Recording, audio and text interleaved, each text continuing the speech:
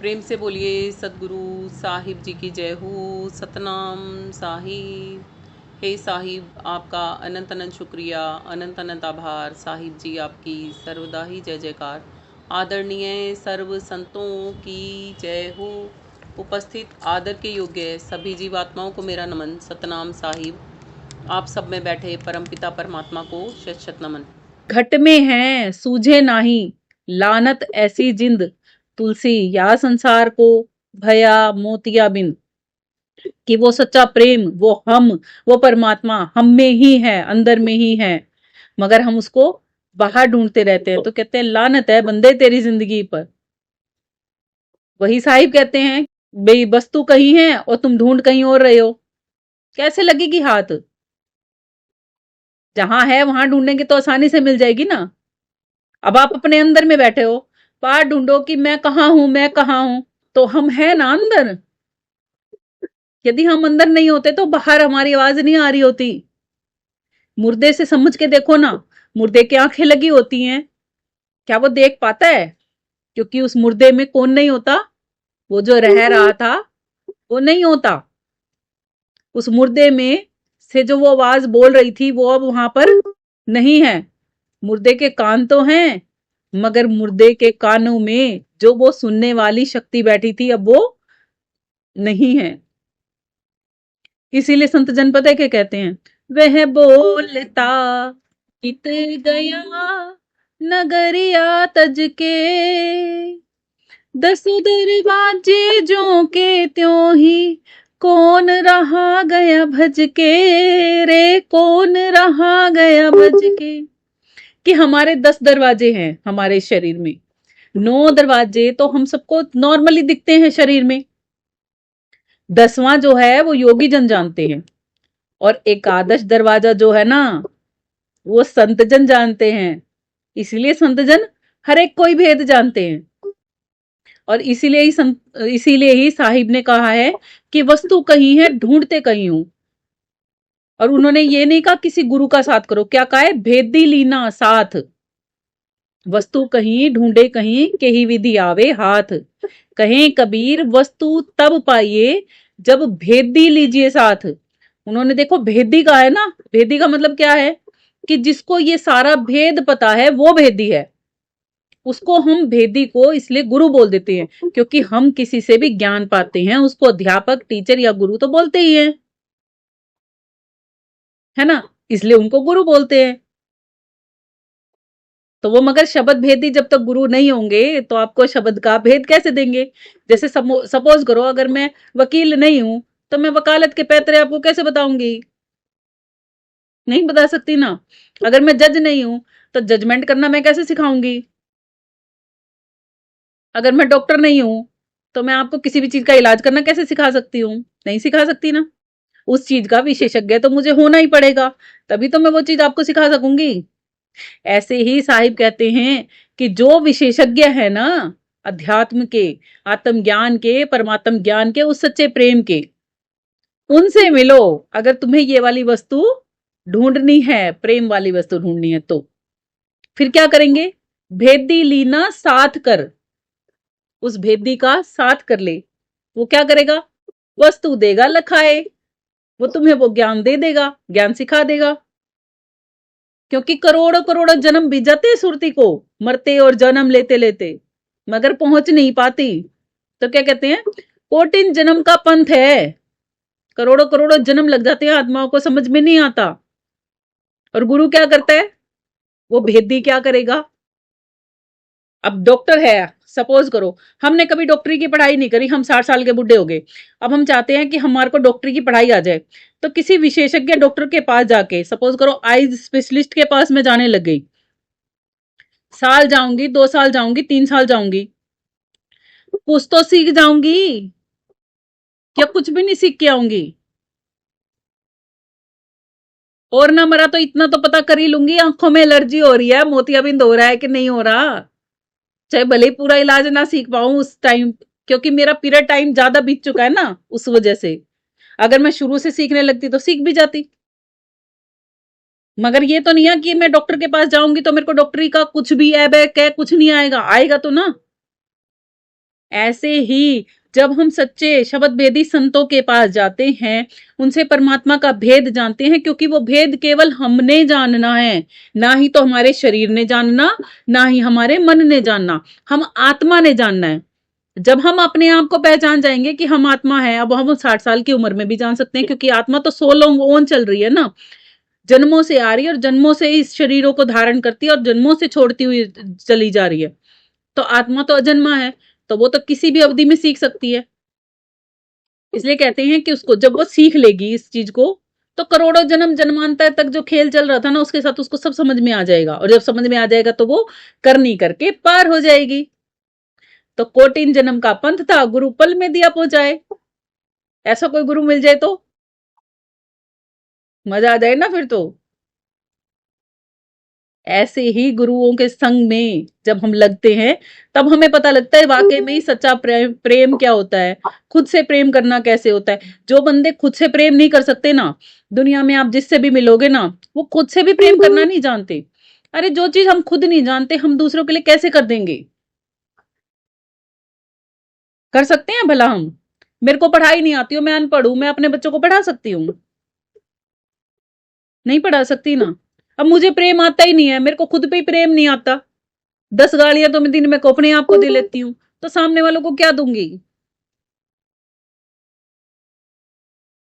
बताओ, सामने वाले को क्या दूंगी? प्यार दे दूंगी उनको? जब मैं अपने आप को 10 गालियां दिन में को बक रही हूं, तो मैं सामने वालों को प्यार दे दूंगी?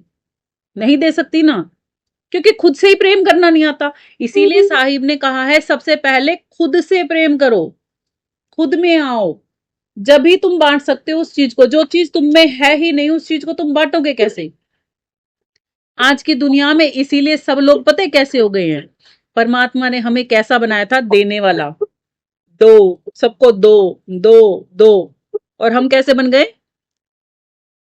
दे दो, दे दो, दे दो वाले बन गए, लाओ दो, लाओ दो। है ना? नहीं, वापस से ऐसे वाला बन जाओ, सबको प्यार देना सीख जाओ। क्यों? क्योंकि परमात्मा ने हमें प्रेम ही बनाया है। परमात्मा को क्या कहते हैं हम? लव इज गॉड कहते हैं ना। जब परमात्मा खुद प्रेम स्वरूप है और उसकी हम सूरतियां हैं, तो हम प्रेम स्वरूप नहीं है क्या? फिर हमें प्रेम की बाहर से जरूरत क्यों है? पूछो खुद से, हम खुद प्रेम क्यों नहीं है? होना चाहिए ना हमें।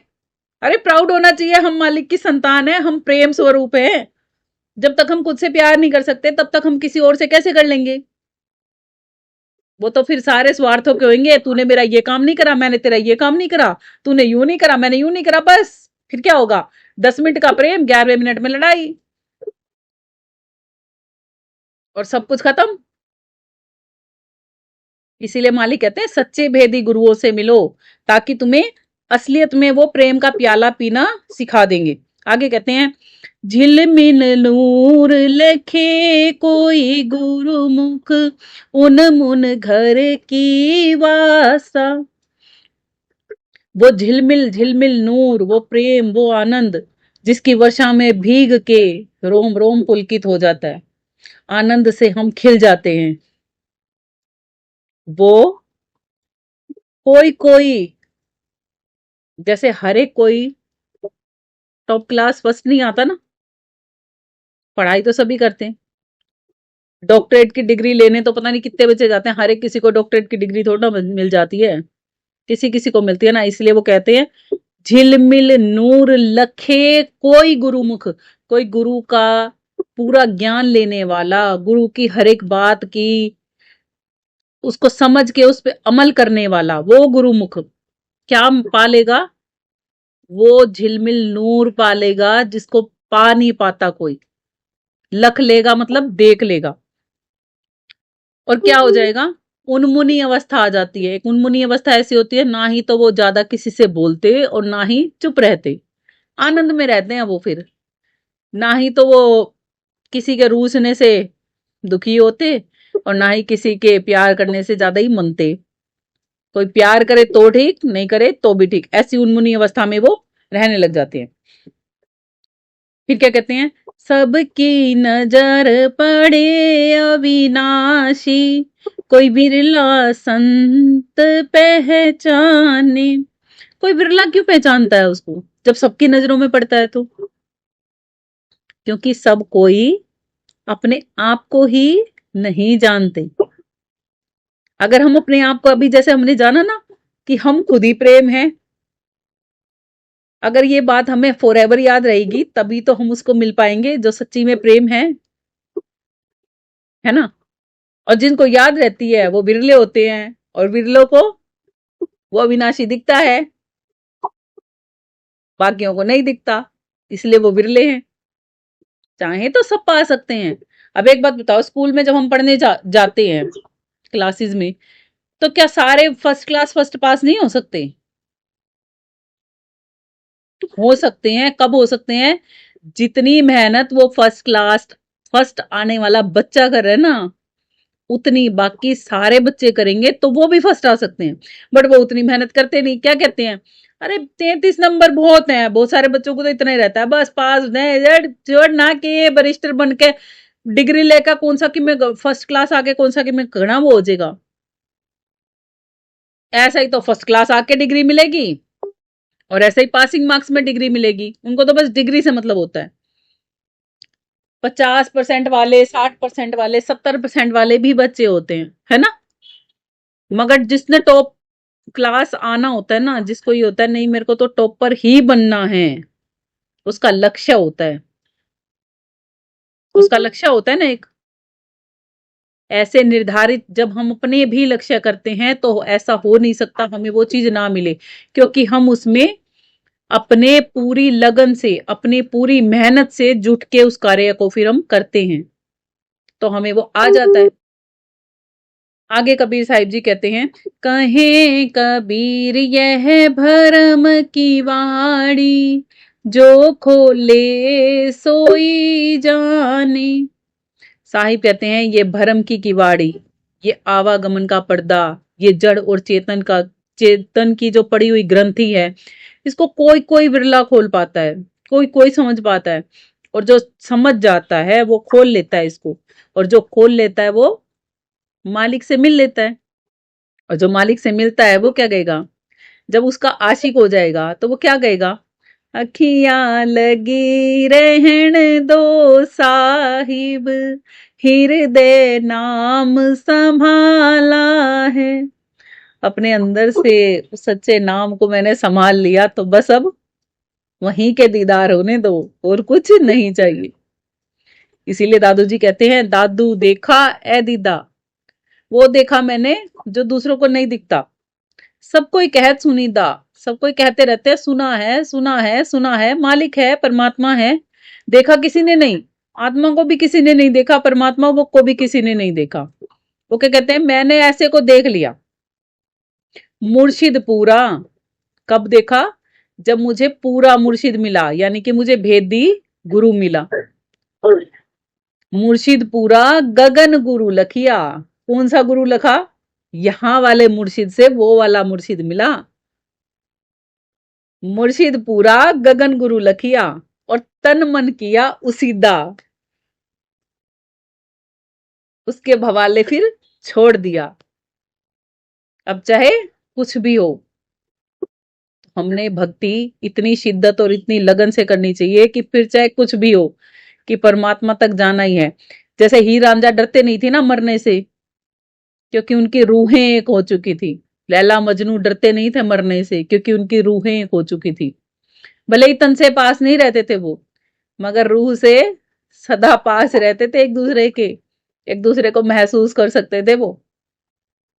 बिल्कुल वैसे ही हम भी परमात्मा को महसूस कर सकते हैं, परमात्मा से बात कर सकते हैं, परमात्मा के बिल्कुल निकट रह सकते हैं। बट रहेंगे कब, जब उसको जान लेंगे, पहचान लेंगे, उसकी आशिकी को अपना लेंगे, उससे इतना प्रेम कर लेंगे कि फिर और कोई प्रेम करना बाकी ना रहे, है ना। इसी के साथ आज के सत्संग को यहीं पे विराम करते हैं। प्रेम से बोलिए सतगुरु साहिब जी की जय हो, सतनाम साहिब।